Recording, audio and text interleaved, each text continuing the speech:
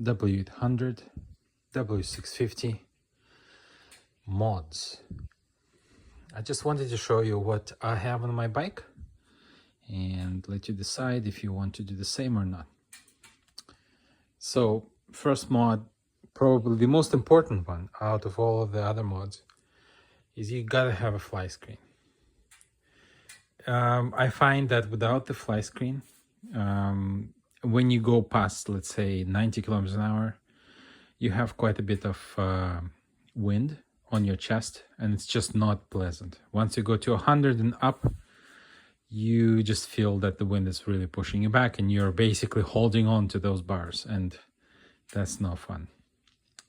So highly recommend it. I bought this on AliExpress, but you can find it in any other store. I recommend WeBike. This is a Japanese website, vbike.net, I believe, or vbike.com. Now I put these blinker lights here. They used to be orange, or like yeah, basically orange color. I put like a darkened white, and then I'm planning. It looks really cool. I don't know. I like it. It matches. It's a little bit like when the light is on, it's a little bit darker than the main headlight. Let me show you. Just like that. See, they're a bit reddish. Not the same as the headlight. It's really, I feel that it's a little bit more interesting than the regular, safety orange color there. I'm considering to buy, I want to buy an orange bulb inside, so it's actually conforming to the standard. We'll see. But so far, this is pretty cool. These are daylight lights. Yeah, so these serve as that. And on top of that, the headlight is always on in Canada. Low light, low beam. What else do I have? I have this one, Kawasaki keychain holder, I guess. This is pretty cool. When it rides, the wind usually pushes it here, and it looks really good. Yeah, so this is my phone holder. You put the phone in like this. I have a iPhone SE, but you can adjust these, they kind of slide out. You can adjust this. The good thing about this is it has an anti-vibration mount, so it looks really, it works great. It's the phone, I never had any problems. See, it's moving like this, so it soaks up the small vibrations anyway, because the small vibrations, the high frequency vibrations, are the most destructive ones. The low frequency vibrations the phone can handle. So this thing does a great job so far. I did install a slightly different holder here, the ball holder. The whole thing from AliExpress as well. Works great. Now, what else? Here, so this is my phone charger. This from AliExpress too. It's a great, make sure if you buy a phone charger, make sure that you have an on and off switch, because if it doesn't have an on and off switch, it's on all the time and it drains your battery. So I've been there before. Make sure you get it with an on and off button. There's a reason why they sell with an on and off button. The drain is I used to have it without the button, and just to let you know, the drain is about your battery will go dead in about a week. If you don't start the bike in a week, your battery is dead.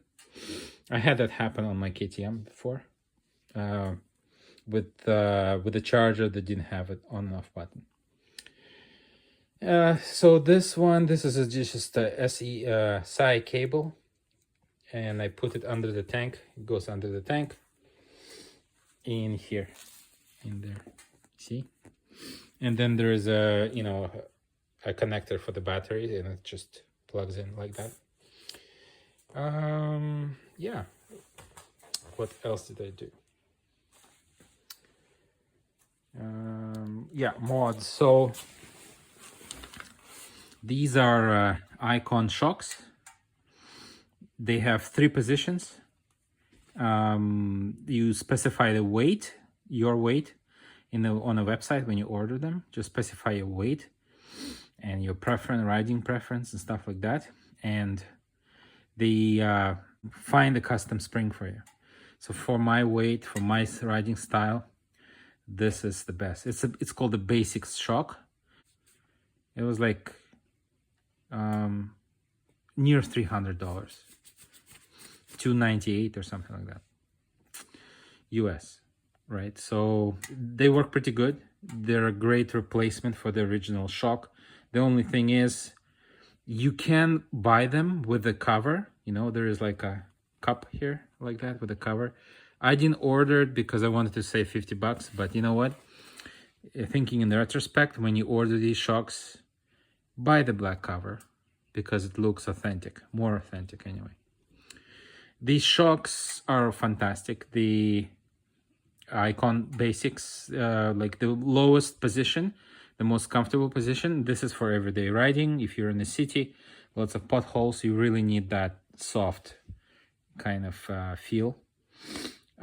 If you are riding, you know, with the passenger, just the passenger, no luggage, then the second position is great.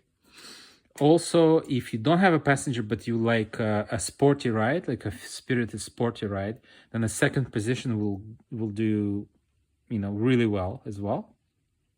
The only thing is, you just need to be careful with the potholes, right? But you know, it's also pretty comfortable. So sometimes I even forget which position is it, lower or second position. The third position of the pretensioner is for luggage and the passenger. So it's the most stiffest position. If you have essentially, I usually ride with my wife. My passenger is my wife. So essentially, if we go farther, you know, a longer trip, when we take some luggage with us, then we put it in a, you know, a third position. We will put on the third position. I'm yet to experiment fully with the third position, so this is what I was told by the sales guy. Ikon. Okay, what else do we have here? Yeah, I ride, sometimes I want to connect something like my helmet. So I carry this extra cable for my helmet. You know, I put the helmet here, and then the cable is so that you tie it. This is a helmet lock, so you kind of have an opportunity to tie a helmet more in a more convenient way. This tool pouch, this little tool bag, this is great. AliExpress as well. This works great. It looks like a bicycle, old-fashioned bicycle style tool pouch. I get the, you know, my disc lock is in there and things like that. Works great. This rack came with the bike. I know it's a German rack, pretty expensive. I didn't buy it. In the future, I'm considering to buy basically a CC bar here for the passenger, you know, the seat, back of the seat. So that's coming up, but it's very expensive. It's like $300, so I'm not in a hurry. What else did I do? Oh yeah, this is super cool. So a thermometer, oil thermometer. So just to give you an example, this thermometer is very helpful because it tells me how truly warm the oil is, right? And the oil needs to be warm in order to have its full protective properties. So just an example, I just came back from a ride. It was 8-kilometer ride, and the oil, as you can see, is at like 60 degrees Celsius, right? So It's in the yellow range, but I know from past experience that if the engine is fully warmed up, it's going to be at 80, you know, where the red starts, right? So 80 is fully warmed up. Everything beyond 80 I never had because the weather is still pretty cold and air cooling is very effective. We'll see what happens in the summer, but this is great because it tells me where you can really open up the throttle and when you can't, because if it's, let's say, below 80, the oil is not going to give you its full protection, basically. So I wait until this goes to 80 degrees and then I can open up the throttle. Okay, this is really good because you save your engine, right? You baby your engine if you know when you can actually open the throttle and when you can't. You never want to go past 3000 RPM when the engine is cold. So basically when the engine is below 50 degrees, right? Basically below 50 degrees, 40 to 50 degrees, then just keep the RPMs around 3000 RPM. Don't go more than 3000. Yeah, so just to warm up the oil, and then when it reaches like 70, 80, then you can open up the throttle properly. This is really good. So what's coming up for this bike? This bike has almost 51,000 kilometers. Works great. I do need to rebuild the master cylinder. Change that little, I don't know if you can see this. You see that rubber there? So yeah, I need to change that rubber because it's like 23 years old. Yeah, so these springs, basically there is a kit you can buy and you can basically kind of rebuild the rubbers and springs in there and stuff like that. You also need to buy a new, under this cover there's like a plastic rubbery kind of separator. You do need to buy a new one once you're rebuilding. Obviously I'll put new oil, even though the oil is pretty good, the brake oil.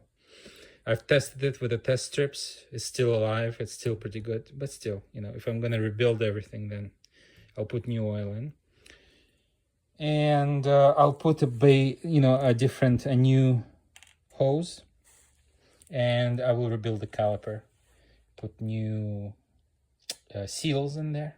It's pretty simple. There's nothing to do there. Again, all of this will be disassembled somewhere in the summer. I just want to spread the cost a little bit further. Another thing is wiring. 23-year-old bike, so wiring here is all kind of falling apart. So I need to cut this open and look at the wires there, the condition of the wires, and plug in any kind of insulation problems and just wrap it up somehow so there's no short circuits, things like that. This wire seems to be the most damaged because you see that? See, 90 degree, almost a 90 degree bend here. See this? Yeah, so that needs to be done earlier than the brakes even. So no one changed the brakes for 23 years, you know, and according to the manual, you need to change the brakes, like rebuild the brakes every 4 years actually. Yeah, so this is all I can say right now. For now, everything else is working great. Let me know in the comments if you want to recommend a mod for this bike that I might not know about. Thanks.